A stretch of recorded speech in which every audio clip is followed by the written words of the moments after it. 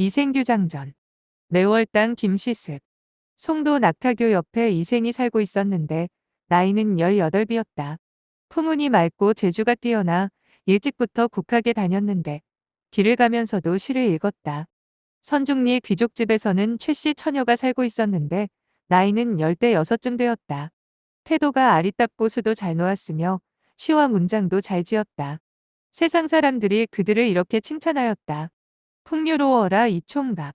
아리따워라 최처녀. 그 재주와 그 얼굴을 누군들 찬탄치 않으랴. 이생은 일찍부터 책을 옆에 끼고 학교에 다닐 때에 언제나 최씨네 집 북쪽 담밖으로 지나다녔다. 수양버들 수십 그루가 간들거리며 그 담을 둘러싸고 있었다. 어느 날 이생이 그 나무 아래에서 쉬다가 담 안을 엿보았더니 이름난 꽃들이 활짝 피고 벌과 새들이 다투어 제잘거리고 있었다. 그 곁에는 작은 누각이 있었는데 꽃덜기 사이로 은은히 보였다. 구슬발이 반쯤 가려 있고 비단 휘장이 낮게 드리워져 있었는데 한 아리따운 아가씨가 술을 놓다가 지쳐 잠시 바늘을 멈추며 턱을 괴고 시를 읊었다. 사창에 홀로 기대 앉아 수놓기도 귀찮구나. 온갖 꽃덜기 속에 꾀꼬리 소리 다정도 해라. 마음속으로 부질없이 봄바람을 원망하며 말없이 바늘 멈추고는 생각에 잠겼어라. 저기 가는 저 총각은 어느 집 도련님일까. 푸른 옷깃 넓은 띠가 늘어진 버들 사이로 비쳐오네. 이 몸이 죽어가서 대청 위에 제비되면 주렴 위를 가볍게 스쳐 담장 위를 날아 넘으리. 이생은 그 여인이 읊은 시를 듣고 마음이 근질근질하여 참을 수가 없었다. 그러나 그 집의 담이 높고도 가파르며 안채가 깊숙한 곳에 있었으므로 어쩔 수 없이 서운한 마음으로 학교에 갔다.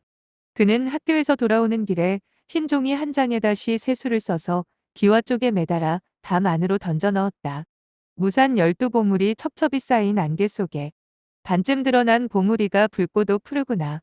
양왕의 외로운 꿈을 수고롭게 하지 마오. 구름 되고 비가 되어 양대에서 만나보세. 사마상녀가 되어 탕문군을 꿰어내려니 마음속에 품었던 생각은 이미 다 이루어졌네. 붉은 단머리에 복사꽃과 오약꽃은 바람에 날려서 어디로 떨어지나. 좋은 인연 되려는지 나쁜 인연 되려는지 부질없는 이 내 시름 하루가 1년 같아라. 28자로 황혼의 기약을 맺었으니 남교에서 어느 날 신선을 만나려나. 최랑이 몸종 향하를 시켜서 그 편지를 주워다 보니 바로 이생이 지은 시였다. 최랑이 그 시를 펼쳐서 두세 번 읽고는 마음속으로 혼자 기뻐하였다. 종이 쪽지에 8자를 써서 담 밖으로 던져주었다. 님이여. 의심 마세요. 황혼에 만나기로 하세요. 이생이 그 말대로 황혼이 되자 최랑의 집을 찾아갔다. 갑자기 복사꽃 한 가지가 담 위로 넘어오면서 하늘거리는 그림자가 나타났다. 이생이 가까이 가서 살펴보니 그냇줄이 대바구니를 메어서 아래로 늘어뜨려 놓았다. 이생을 그 줄을 잡고 담을 넘었다. 마침 달이 동산에 떠오르고 꽃 그림자가 땅에 비껴 맑은 향내가 사랑스러웠다. 이생은 자기가 신선 세계에 들어왔다고 생각하여 마음은 비록 기뻤지만 자기의 마음이나 지금 하려는 일이 비밀스러워서 머리칼이 모두 곤두섰다. 이생이 좌우를 둘러보았더니 최랑은 꽃덜기 속에서 향하와 같이 꽃을 꺾어 머리에 꽂고는 외진 곳에 자리를 펴고 앉아 있었다. 최랑이 이생을 보고 방긋 웃으면서 시 두 구절을 먼저 읊었다. 복사와 오약가지 속에 꽃송이 탐스럽고 원앙새 베개 위엔 달빛도 고와라. 이생이 뒤를 이어 시를 읊었다. 다음날 어쩌다가 봄 소식이 새나간다면 무정한 비바람에 더욱 가련해지리라. 최랑이 얼굴빛이 변하면서 말하였다. 저는 본디 당신과 함께 부부가 되어 끝까지 남편으로 모시고 영원히 즐거움을 누리려고 하였어요. 그런데 당신은 어찌 이렇게 말씀하십니까? 저는 비록 여자의 몸이지만 마음이 태연한데 장부의 의기를 가지고도 이런 말씀을 하십니까? 다음날 귀중의 일이 누설되어 친정에서 꾸지람을 듣게 되더라도 제가 혼자 책임을 지겠습니다. 형아야. 방 안에서 술과 안주를 가져오너라. 형아가 시키는 대로 가버리자 사방이 고요하여 아무런 인기척도 없었다. 이생이 최랑에게 물었다. 이곳은 어디입니까? 최랑이 말하였다. 이곳은 뒷동산에 있는 작은 누각 아래이지요. 저희 부모님께서는 제가 외동딸이기 때문에 여간 사랑하지 않으십니다. 그래서 연못가에다 이 누각을 따로 지어주셨지요. 봄이 되어 이름난 꽃들이 활짝 피면 몸종 향하와 함께 즐겁게 놀라고 하신 거지요. 부모님이 계신 곳은 여기서 멀기 때문에 아무리 웃으며 크게 이야기해도 쉽게 들리지는 않는답니다. 최랑이 술 한 잔을 따라 이생에게 권하면서 고품으로 한 편을 읊었다. 부용못 푸른 물을 난간에서 굽어보다. 꽃떨기 속에서 님들이 속삭이네. 형그런 안개 깔린 속에 봄빛이 화창해서 새 가사를 지어내어 백저사를 부르는구나. 꽃그늘에 달빛이 비껴 털방석에 스며들고 긴 가지 함께 잡으니 붉은 꽃비가 떨어지네. 바람이 향내를 끌어와 옷 속에 스며들자 첫 봄을 맞은 아가씨가 햇살 속에 춤추네. 비단 적삼 가볍게 해당화를 스쳤다가 꽃 사이에 졸고 있던 앵무새만 깨웠네. 이생도 바로 시를 지어 화답하였다. 도원에 잘못 들어와 복사꽃이 만발한데 많고 많은 이내 정회를 다 말할 수가 없네. 구름같이 쪽진 머리에 금비녀 낮게 꽂고 산뜻한 봄, 적삼을 모시 배로 지었구나. 나란히 달린 꽃가지를 봄바람에 꺾다니. 하마는 꽃가지에 비바람아 부지 마소. 선녀의 소매자랑 나부껴 그림자도 하늘거리고 개수나무 그늘 속에선 시름이 따를 테니 함부로 새곡조 지어 앵무새에게 가르치지 마오. 술자리가 끝나자 최랑이 이생에게 말하였다. 오늘의 일은 반드시 작은 인연이 아니랍니다. 당신은 저를 따라오셔서 정을 나누는 것이 좋겠어요. 말을 마치고 최랑이 북쪽 창문으로 들어가자 이생도 그 뒤를 따라갔다. 누각에 달린 사다리가 있었는데 그 사다리를 타고 올라갔더니 과연 그 다락이 나타났다. 문방구와 책상들이 아주 말끔했으며 한쪽 벽에는 영광첩장도와 유황고목도가 걸려 있었는데 모두 이름난 그림이었다. 그 그림 위에는 시가 쓰여 있었는데 누가 지은 시인지는 알 수 없었다. 첫째 그림에 쓰인 시는 이러하였다. 어떤 사람의 붓끝에 힘이 넘쳐 이 강 속에다 겹겹이 쌓인 산을 그렸던가. 웅장해라. 산만길에 저 방호산은 아득한 구름 사이로 반쯤만 드러났네. 저 멀리 산새는 몇백 미까지 뻗어 있는데 푸른 소라처럼 쪽진 머리가 가까이 보이네. 끝없이 푸른 물결. 공중에 닿았는데 저녁 노을 바라보니 고향이 그리워라. 이 그림 구경하며 사람 마음이 쓸쓸해져. 소상강 비바람에 배 띄운 듯하여라. 둘째 그림에 쓰인 시는 이러하였다. 쓸쓸한 대숲에선 가을 소리가 들리는 듯. 비스듬히 누운 고목은 옛정을 품은 듯해라. 구부러진 늙은 뿌리엔 이끼가 가득 끼었고 굵고 곧은 가지는 바람과 천둥을 이겨왔네. 가슴 속에 간직한 조화가 끝이 없으니 미묘한 이 경지를 누구에게 말할 텐가. 위원과 여가도 이미 귀신이 되었으니 천기를 누설할 자가 그 몇이나 되려나. 괜찮가 그윽한 곳에서 말없이 바라보니 삼매경에 든 필법이 못내 사랑스러워라. 한쪽 벽에는 사철의 경치를 읊은 시를 각각 네 수씩 붙였는데 역시 누가 지었는지는 알 수 없었다. 그 글씨는 송설의 서체를 본받아 자체가 아주 곱고도 단정하였다. 그 첫째 폭에 쓰인 시는 이러하였다. 연꽃 그린 휘장은 따뜻하고 향내는 실 같은데 창밖에 붉은 살구꽃이 비 내리듯 하는구나. 다락머리에서 새벽 종소리에 남은 꿈을 깨고 보니 개나리 무성한 두 개 떼까치가 우짓네. 제비새끼 커가는데 안방 깊숙이 들어앉아 귀찮은 듯 말도 없이 금바늘을 멈추었네. 꽃 아래로 쌍쌍이 나비들 짝 지어 날며 그늘진 동산으로 지는 꽃을 따라가네. 꽃샘 추위가 초록 치마를 스쳐가면 무정한 봄바람에 이내 간장 끊어지네. 말없는 이 심정을 그 누가 안다더냐. 온갖 꽃 만발한 속에 원앙새가 춤추는구나. 깊어가는 봄빛을 위 집동산에 간직했나. 붉은 꽃잎, 푸른 나뭇잎 사창에 비치었네. 뜰하게 꽃과 풀들은 봄 시름에 겨웠는데 주렴을 가볍게 걷고 지는 꽃을 바라보네. 그 둘째 폭에 쓰인 시는 이러하였다. 미리삭 처음 베고 제비새끼 날아드는데 남쪽들은 석류꽃이 두루 피었구나. 푸른 창가에 앉아 길쌈하는 아가씨는 붉은 비단을 마름질하여 새치마를 지으려네. 매실이 익는 철에 부슬부슬 비가 내리는데 회나무 그늘에 꾀꼬리 울고 제비는 주렴으로 날아드네. 또한 해봄 풍경이 시들어가니 고련꽃 털어지고 죽순이 삐죽 솟았네. 푸른 살구 손에 쥐고 꾀꼬리에게 던져보네. 남쪽 난간에 바람 일고 해그림자 더디어라. 연잎의 향내 가시고 못에는 물이 가득한데 푸른 물결 깊은 곳에서 원앙새가 목욕하네. 등 평상 대자리에 무늬가 물결지고 소상강 그린 병풍에는 구름이 한 자락 있네. 낮꿈을 깨고도 나른해 누웠더니 반창에 빗긴 햇살이 미연미연 넘어가네. 그 셋째 폭에 쓰인 시는 이러하였다. 가을바람이 쌀쌀해서 찬이슬이 맺히고 달빛도 고와서 물빛 더욱 푸르구나. 한 소리 또 한 소리 기러기 울며 돌아가는데 우물에 오동잎 지는 소리를 다시금 듣고 팔아. 상 밑에서는 온갖 벌레들이 처량하게 울고 상위에서는 아가씨가 구슬 눈물을 떨어뜨리네. 말리 박사움터에 몸을 바친 님에게도 오늘 밤 옥문관의 달빛이 환하겠지. 새 옷을 마르려니 가위가 차가워라. 나직이 아이 불러 다리미를 가져오라네. 다리미에 불 꺼진 걸 살피지 못하다가 머리를 긁으며 피리대로 가만히 헤치네. 작은 연못에 연꽃도 지고 파초 잎도 누래지자 원앙 그린 기와 위에 첫서리가 내렸네. 묵은 시름 새 원안을 막을 길이 없는데 귀뚜라미 울음까지 골방에 들리네. 그 넷째 폭에 쓰인 시는 이러하였다. 한 가지 매화 그림자가 창 앞으로 뻗었는데 바람센 서쪽 행랑의 달빛 더욱 밝아라. 화롯불 꺼졌는지 부저로 헤쳐보고는 아이를 불러다 찻솥을 바꾸라네. 밤서리에 놀란 잎이 자주 흔들리고 돌개바람이 눈을 몰아 긴 마루로 들어오네. 님 그리워 밤새도록 꿈속에 뒤척이니 빙하가 어디론가 그 옛날 전쟁터일세. 창에 가득한 붉은 해는 봄날처럼 따뜻한데 시름에 잠긴 눈썹에 졸음까지 더하네. 병에 꽂힌 작은 매화는 필 듯 말 듯 하는데 수줍어 말도 못하고 원앙새만 수놓는구나.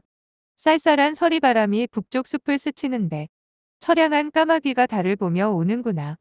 등불 앞에 님 생각 눈물되어 흐르니 실에도 떨어지고 바늘에도 떨어지네. 한쪽에 작은 방 하나가 따로 있었는데 휘장, 요, 이불, 베개들이 또한 아주 깨끗하였다. 휘장 밖에는 사양을 태우고 난향의 촛불을 켜놓았는데 환하게 밝아서 마치 대낮 같았다. 이생은 최랑과 더불어 마음껏 즐거움을 누리면서 여러 날 머물렀다. 어느 날 이생이 최랑에게 말하였다. 옛 성인의 말씀에 어버이가 계시면 나가 놀더라도 반드시 일정한 곳에 있어야 한다. 라고 하였는데 이제 내가 부모님을 떠난 지가 사흘이나 되었소. 부모님께서 반드시 대문에 기대어 기다리실 테니 이 어찌 아들의 도리라고 하겠소. 최랑은 서운하게 여기면서도 고개를 끄덕이고는 담을 넘어 보내주었다. 이생을 이 뒤부터 저녁마다 최랑을 찾아가지 않는 날이 없었다. 어느 날 저녁에 이생의 아버지가 이생을 꾸짖으며 말하였다. 내가 아침에 나갔다가 저녁에 돌아오는 것은 옛 성인의 어질고 이로운 가르침을 배우기 위해서이다. 그런데 요즘은 저녁에 나갔다가 새벽에 돌아오니 이게 어찌 된 일이냐. 반드시 경박한 놈들의 행실을 배워 남의 집담을 넘어서 아가씨나 엿보고 다닐 게다. 이런 일이 만일 탄로되면 남들은 모두 내가 자식을 엄하게 가르치지 못했다고 책망할 것이다. 또 그 처녀도 지체 높은 집안의 딸이라면 반드시 내 미친 짓 때문에 그 집안을 더럽히게 될 것이다. 남의 집에 죄를 지었으니 이 일이 작지 않다. 너는 빨리 영남으로 내려가서 종들을 데리고 농사나 감독하거라. 다시는 돌아오지 말아라. 그 이튿날 이생의 아버지가 이생을 울주로 내려보냈다. 최랑은 저녁마다 화원에서 이생을 기다렸지만 여러 달이 되어도 돌아오지 않았다. 최랑은 이생이 병에 걸렸다고 생각하여 형아를 시켜 이생의 이웃들에게 몰래 물어보게 하였다. 이웃들이 이렇게 대답하였다. 이도령은 그 아버지에게 죄를 지어 영남으로 떠난 지가 벌써 여러 달이나 되었다오. 최랑은 이 소식을 듣고 병을 얻어 침상에 누웠다. 엎치락 뒤치락하며 일어나지 못하고 음식도 먹지 못하였다. 말도 앞뒤가 맞지 않았으며 얼굴이 초췌해졌다. 최랑의 부모가 이상하게 여겨 그 병의 증상을 물었지만 묵묵히 아무런 말도 하지 않았다. 딸의 상자 속을 들추어 보았더니 이생과 지난날에 주고받은 시들이 있었다. 최랑의 부모들이 그제야 놀라서 무릎을 치며 말하였다. 어이구, 우리 딸 자식을 잃어버릴 뻔했구려. 그리고는 딸에게 물었다. 이생이 누구냐? 이렇게 되자 최랑도 더 이상 숨길 수 없어 목구멍에서 겨우 나오는 소리로 부모에게 아뢰었다. 아버님과 어머님께서 길러주신 은혜가 깊으니 어찌 사실을 숨기겠습니까? 저 혼자 생각해보니 남녀가 서로 사랑을 느끼는 것은 인정 가운데서도 가장 중요합니다. 그러므로 결혼할 좋은 시기를 놓치지 말라는 말은 시경의 주남편에도 나타나고, 여자가 정조를 지키지 못하면 흉하다는 말은 주역에서도 경계하였습니다. 저는 버들처럼 가냘픈 몸으로 얼굴빛이 시드는 것은 생각지 않고서 절개를 지키지 못하여 옆 사람들에게 비웃음을 받게 되었습니다. 새삼덩굴이 다른 나무에 의지해서 살듯이 저는 벌써 위당에 처녀 노릇을 가게 되었으니 죄가 이미 가득 차 집안에까지 누를 끼치게 되었습니다. 그러나 저 아름다운 도련님과 한번 정을 통한 뒤부터는 도련님께 대한 원망이 천만 번 생기게 되었습니다. 연약한 몸으로 괴로움을 참으며 홀로 살아가려니 그리운 정은 나날이 깊어가고 아픈 상처는 나날이 더해가서 죽을 지경에 이르렀습니다. 이제는 원한 맺힌 귀신으로 화해버릴 것 같습니다. 부모님께서 제 소원을 들어주신다면 남은 목숨을 보존하게 되고, 이 간절한 청을 거절하신다면 죽음만이 있을 뿐입니다. 이생과 저승에서 다시 만나 논일지언정 맹세코 다른 가문에는 오르지 않겠습니다. 그러자 부모도 이미 그의 뜻을 알았으므로 다시는 병의 증세를 묻지 않았다. 타이르고 달래면서 그의 마음을 누그러뜨려 주었다. 그리고는 중매쟁이의 예를 갖추어 이생의 집으로 보냈다. 이생의 아버지가 최씨 집안이 얼마나 번성한지 물은 뒤에 말하였다. 우리 집 아이가 비록 어린 나이에 바람이 났지만 학문에 정통하고 사람답게 생겼소. 앞으로 장원급제할 것이며 훗날 이름을 세상에 떨칠 것이니 서둘러 혼처를 정하고 싶지 않소. 중매장이가 돌아가서 그대로 아뢰자 최씨가 다시 중매인을 이씨 집으로 보내어 말하게 하였다. 한 시대의 친구들이 모두들 그 댁의 영식은 재주가 남달리 뛰어나다고 칭찬하였습니다. 아직은 또아리를 틀고 있지만 어찌 끝까지 연못 속에 잠겨만 있겠습니까? 빨리 혼산날을 정해 두 집안의 즐거움을 이루는 것이 좋겠습니다. 중매쟁이가 돌아가서 또 그 말을 이생의 아버지에게 전하였더니 이생의 아버지가 말하였다. 나도 젊었을 때부터 책을 잡고 학문을 닦았지만 나이 늙도록 성공하지 못하였소. 종들도 흩어지고 친척의 도움도 적어 생업이 신통치 않고 살림도 궁색해졌소. 그러니 문벌 좋고 번성한 집안에서 어찌 한갓 비난한 선비를 사위로 삼으려 하시겠소. 이는 반드시 일 만들기 좋아하는 이들이 우리 집안을 지나치게 칭찬해서 귀댁을 속이려는 것일 거요. 중매쟁이가 돌아와서 또 최씨 집안에 전하자 최씨 집안에서는 이렇게 말하였다. 예물 드리는 모든 절차와 옷차림은 모두 저희 집에서 갖추겠습니다. 좋은 날을 가려서 화촉의 시기만 정해주시면 좋겠습니다. 중매쟁이가 또 돌아가서 이 말을 전하였다. 이씨 집안에서도 이렇게까지 되자 뜻을 돌려 곧 사람을 보내어 이생을 불러다 그의 생각을 물었다. 이생을 스스로 기쁨을 이기지 못하여 곧시 한수를 지었다. 깨어진 거울이 다시 둥글게 되니 만남도 때가 있어. 은하의 까마귀와 까치들이 아름다운 기약을 도와주었네. 이제야 월하노이니 붉은 실을 잡아매었으니 봄바람이 건듯 불더라도 소쩍새를 원망마소. 최랑이 이 시를 듣고는 병도 차츰 나아져 자기도 시를 지었다. 나쁜 인연이 바로 좋은 인연이던가. 그 옛날 맹세가 마침내 이루어졌네. 어느 때나 님과 함께 작은 수레를 끌고 갈까. 아이야, 나를 일으켜다오. 꽃비녀를 손질하련다. 이에 좋은 날을 가려 마침내 혼례를 이루니 끊어졌던 사랑이 다시 이어지게 되었다. 그들은 부부가 된 이후에 서로 사랑하면서도 공경하여 마치 손님처럼 대하니 비록 양홍, 맹광이나 포선, 환소군이라도 그들의 절개와 의리를 따를 수가 없었다. 이생이 이듬해 문과에 급제하여 높은 벼슬에 오르자 그의 이름이 조정에 알려졌다. 신축년 1361년에 홍건적이 서울을 점거하자 임금은 복주로 피난 갔다. 적들은 집을 불태워 없애버렸으며 사람을 죽이고 가축을 잡아먹었다. 부부와 친척끼리도 서로 보호하지 못했고 동서로 달아나 숨어서 제각기 살 길을 찾았다. 이생은 가족들을 데리고 외진 산골로 숨었는데 한 도적이 칼을 빼어들고 뒤를 쫓아왔다. 이생은 달아나 목숨을 건졌지만 최랑은 도적에게 사로잡혔다. 도적이 최랑의 정조를 빼앗으려 하자 최랑이 크게 꾸짖었다. 창기 같은 놈아, 나를 죽여 먹어라. 내 차라리 죽어서 실랑의 밥이 될지언정 어찌 개돼지 같은 놈의 짝이 되겠느냐. 도적이 노하여 최랑을 죽이고 살을 도려내었다. 이생은 거친 들판에 숨어서 겨우 목숨을 보전하다가 도적이 이미 다 없어졌다는 소식을 듣고 부모님이 사시던 옛집을 찾아갔다. 그러나 그 집은 이미 싸움통에 불타 없어졌다. 또 최랑의 집에도 가보았더니 행랑채는 황량했으며 쥐와 새들의 울음소리만 들려왔다.